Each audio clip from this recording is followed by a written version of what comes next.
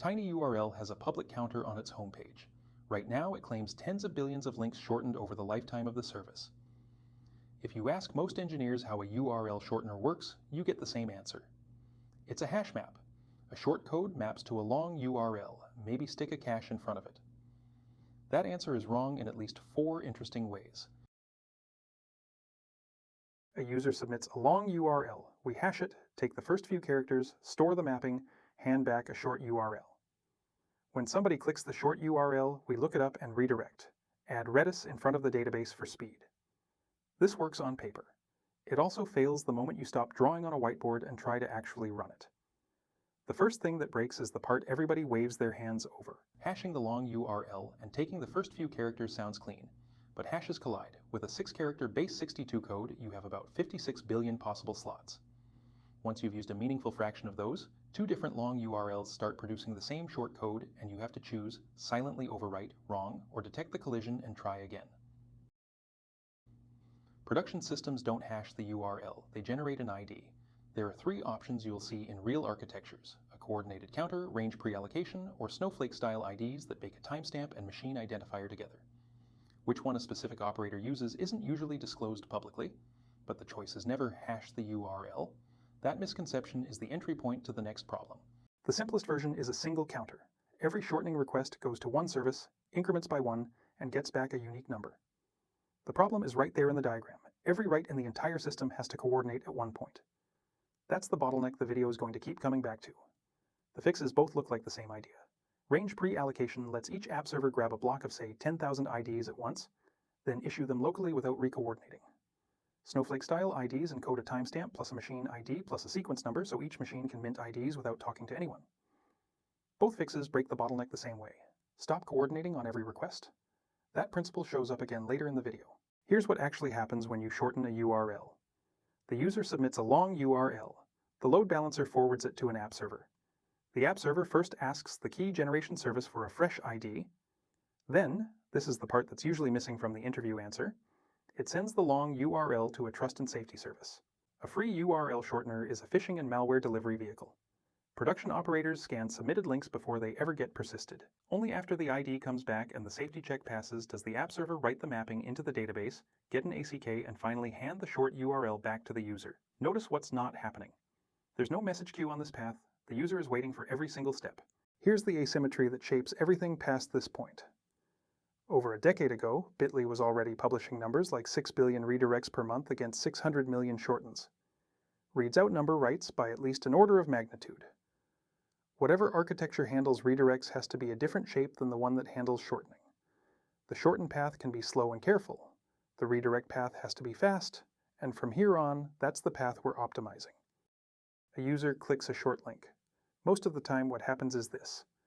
The request hits the load balancer, gets forwarded to an app server, and the app server asks the cache for the short code. The cache has it, that's a hit, and returns the long URL immediately. The app server sends back the redirect. The user is gone. Only now, after the user already has their redirect, does the app server emit a click event to a message queue. The analytics path runs in the background in the opposite direction from the user request. The user never waits for it. If the analytics queue is having a bad day, the redirect doesn't notice. What if the short code isn't cached? Maybe it's an old link nobody's clicked recently. Watch carefully. This is where most explanations get the architecture wrong. The app server asks the cache. The cache responds with a miss. The app server itself, not the cache, queries the database. The database returns the mapping. The app server writes that value into the cache for next time. Then it sends the redirect to the user. Then last, it emits the click event to the queue. The cache never talks to the database. The application is what coordinates between them. This is called cache aside, and it's the standard for this kind of read path. The point is, the cache is a participant the application chooses to consult, not a gatekeeper the database lives behind. Here's the question every system design discussion eventually reaches. Can't we just shard the database with consistent hashing? Then the load is distributed. Watch what happens if we remove the cache and try exactly that. A link goes viral. 5 users, 50,000 users, all want the same short code.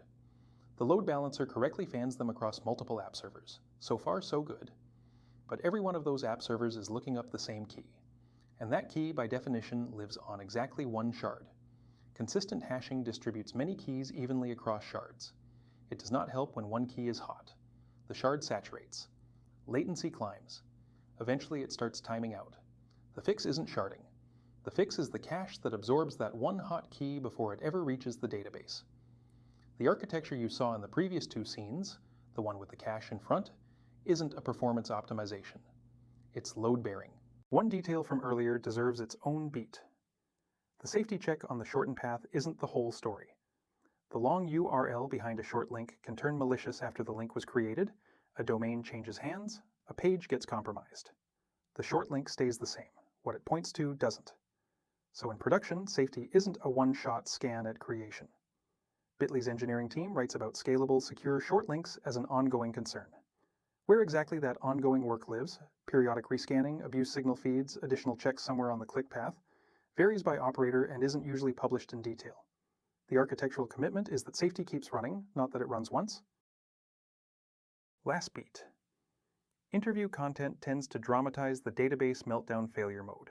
In production, that's not what most outages look like. Here's a real one. Bitly, April 25, 2026, 19:04 Eastern, investigating a major service outage on the website. 1910, resolved, 6 minutes total. The published target is 99.9% availability. The status page entry doesn't say whether redirects were affected. It specifies the website was down. That's the more common shape of a real outage. The dashboard, the API console, the management surface, those go down. The redirect path, which is the part that has to survive, is usually the most engineered piece of the system. So, back to the interview answer. A hash map with a cache in front of it. What you've actually seen is an asymmetric system where reads outnumber, writes by at least an order of magnitude. A coordination bottleneck in ID generation that production systems work hard to avoid. A cache that isn't a performance optimization, it's the only thing standing between you and a hotkey meltdown that consistent hashing won't save you from. A safety layer the architecture has to keep running, not run once. And an analytics path that travels in the opposite direction from the user request so the user never waits for it. A URL shortener is not a hash map with a cache in front of it. The read-write asymmetry, the coordination bottleneck in ID generation, the hotkey problem that consistent hashing doesn't solve, and the real-world need for safety scanning and async analytics turn a one-line problem statement into the architecture you see at every production operator. If this was useful, the description has the engineering blogs I sourced this from, including Bitly's, where most of this comes from directly. See you in the next one.